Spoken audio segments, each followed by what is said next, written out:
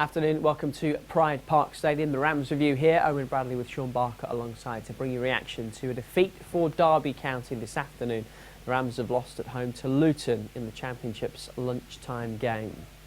A massive game in the relegation fight saw Luton edge it thanks to Millie Alley's goal.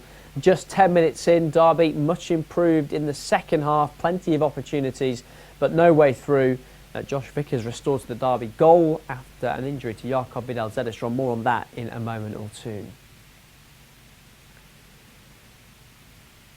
Yeah, it looks as though Derby will be without their first choice goalkeeper and Nathaniel Mendes-Lang until the end of the season. You'll hear from head coach John Eustace shortly. Just to say, the Championship 3 o'clocks are underway. Plymouth already a goal down against Middlesbrough. At the moment, Derby are only out of the bottom three on goal difference. That might change. Cardiff playing Sheffield United this evening. But let's deal with what we've seen at Pride Park Stadium in the lunchtime game. Shaun Barker, what do you make of Derby today? First off, they were poor. If you think about the basics, I don't think they really battled, challenged, duelled, landed on second balls the way that they need to in a game that is huge for fight for survival. It always felt there's another pass or two minimum in the side as well, but it was so desperate to go from back to front, so desperate to get the ball into the box that we never really settled into any sort of flow. It wasn't the prettiest of games, but in the first 45 minutes, but I thought Luton edged it and got the goal, and that was the all-important goal, because when they got that, there was something to hang on to and something to hold on to. It was a really poor first 45 minutes, given the magnitude of the game.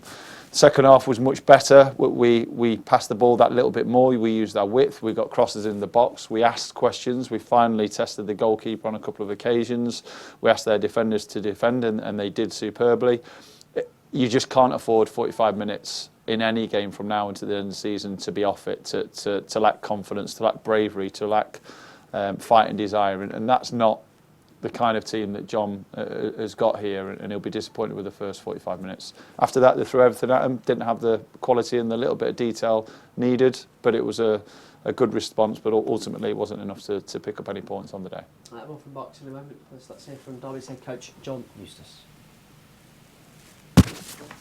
A little bit anxious and nervous. We couldn't get ourselves going. Second half was a great effort. The attitude of the boys was fantastic. We were on the front foot, more like ourselves, and we just couldn't get the goal. Were you surprised to see them anxious and nervous first half, given what they've shown you in the last few weeks? Yeah, listen, it was a big game today, obviously a full house, and you know, we just couldn't get going for whatever reason.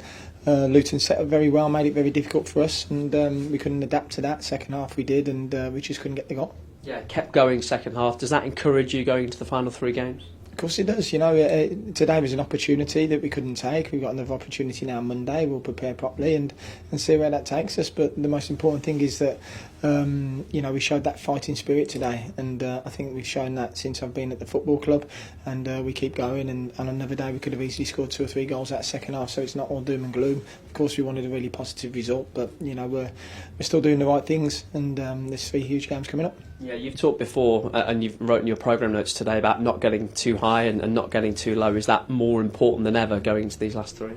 Absolutely, of course it is. You know, the Championship's relentless, and today we couldn't get the points that we wanted, of course, but the attitude was great and the effort was there for all to see. So we're doing the right things.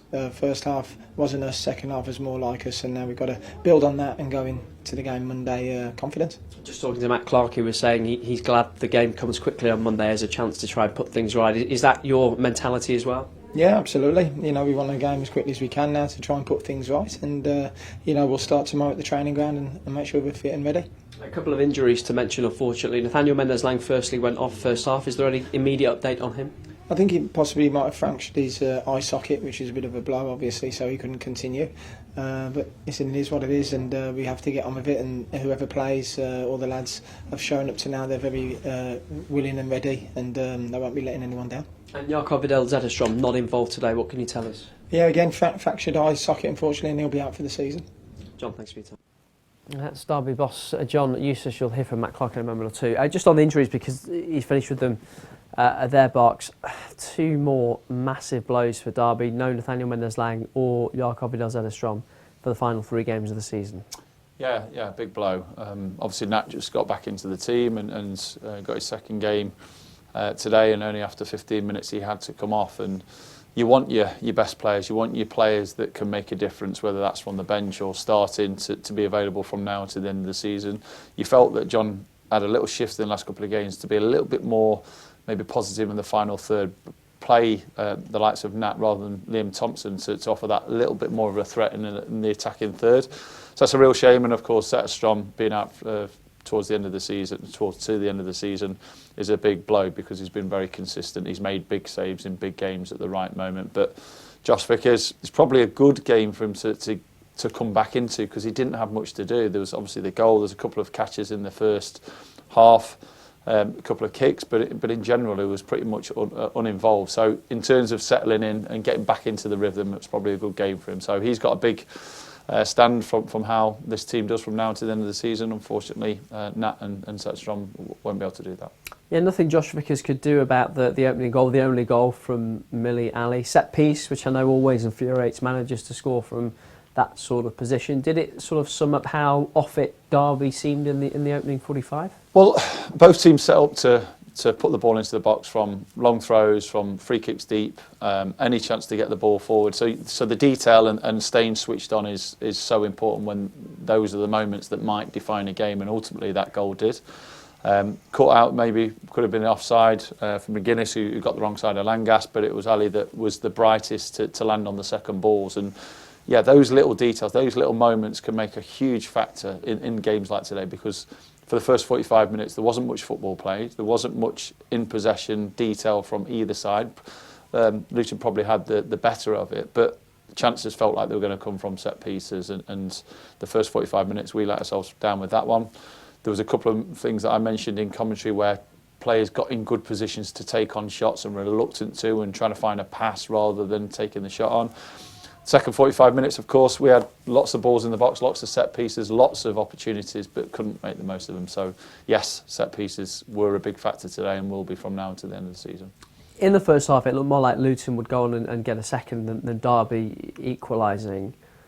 They seem to have found some life under Matt Bloomfield at exactly the right time, particularly away from home, and particularly against sides around them in the table like Derby. Yeah, you look at how they play. Luton was a footballing side that tried to play through the pitch. You know, that's what they've been brought up on in the last couple of years, of a team that wants to compete first and foremost, but also wants good players that can handle the ball technically.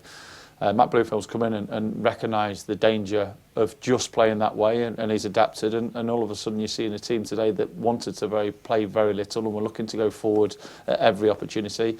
When you're in a fight, you want the ball to be in the opposition's box as much as possible, and you want it to be away from yours as much as possible. One thing I will say is I thought they defended superbly. McGuinness was outstanding at the heart of defence, and you have to be like that at times, and unfortunately for us, they had that little bit more defensively when it landed on second balls, when it was about blocks, when it was about the key detail in your defensive area, that they were superb, and ultimately when they got their first goal, it was enough to hang on to. Because Derby, much improved second half, as you predicted they would be, just couldn't find the breakthrough, couldn't find the moment of quality that they have found in previous matches. Yeah, you can only imagine what was said probably in both dressing rooms at half time. Matt Bloomfield would have said, I've got no doubt, that expect a different team in the second 45, because you won't see the same performance from this Derby team. Whether John came for the players and the standards that he expects, whether he was aggressive in terms of pulling a few people out, I'm not sure, but we had a reaction. In the second half, there was more battles won, there was more duels. The likes of Armstrong, who didn't really touch it in that first half, first 45 minutes was more involved. The runs were more positive, the forward passes were more positive, and the reality is we had a little bit more time on the ball, so we started to play 4 or 5 passes before it ended up in the box. That makes a big difference because it becomes a little less predictable. You change the shape of their back line and their midfield.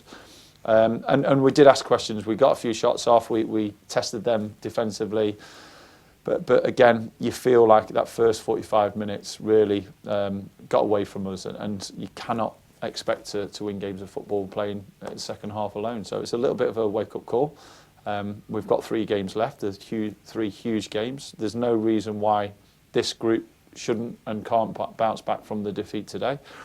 They've just got to learn from it and make the most of the 3 games they've got ahead of them. And it's going to be tough and it's going to be difficult, but that's what fighting for survival in this division is all about. Well, let's get some more reaction from downstairs and hear from defender Matt Clarke.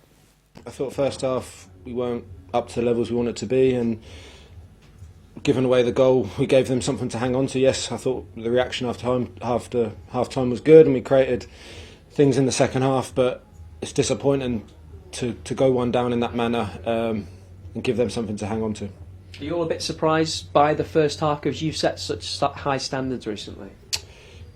Yeah, I say whenever you start a game like that, you're going to be frustrated and disappointed because that's not how you want to attack the game. You want to come out on the front foot, you want to put them under pressure, especially here at home, full house. You want to start in their half and dominating them, and it for one reason or another, it didn't really happen that first half, which is cost us in the end of the day. Much improved second half. Did you feel as though that equaliser was going to come? I thought so, yeah. I thought we got a lot of pressure on, we got touches in their box, we sort of won the first one and the second one, sustained attacks, and just couldn't turn that into a clear-cut chance or a goal at the end of the day. So, we felt we threw everything at it, and there was much improved in the second half. But I suppose the damage was done. But when you start like that, and we know what it's done for Luton. We saw that the celebrations at full time. What does it do to the mentality in your dressing room? There's no time to be disappointed. You can't drop your head. You just got to go again. I still think it's all there for us. Yes, we wanted to win the games and be in a sort of a better position in the league or whatever, but it's going to go down to the wire now, and we've got to attack it these 3 games like it's still there. Are you glad that you go again so quickly on Monday as a chance to try and put things right? Definitely, yeah. It's just learn from today and then look forward and attack the life out of Monday. How much faith do you take from the fact there's been a couple of times this season where you've had setbacks and you've recovered from them before? I suppose, yeah. I say the character's always been there from the group. Even when the results have been there, we train hard every day. We prepare properly. It's never anything less than that. So yeah, we'll be ready. West Brom, another of your former clubs. Tell me about time at the Hawthorns. Yeah, and had a good time there. Enjoyed it there, but a derby plan now. We go there looking to get the 3 points, and we'll be ready.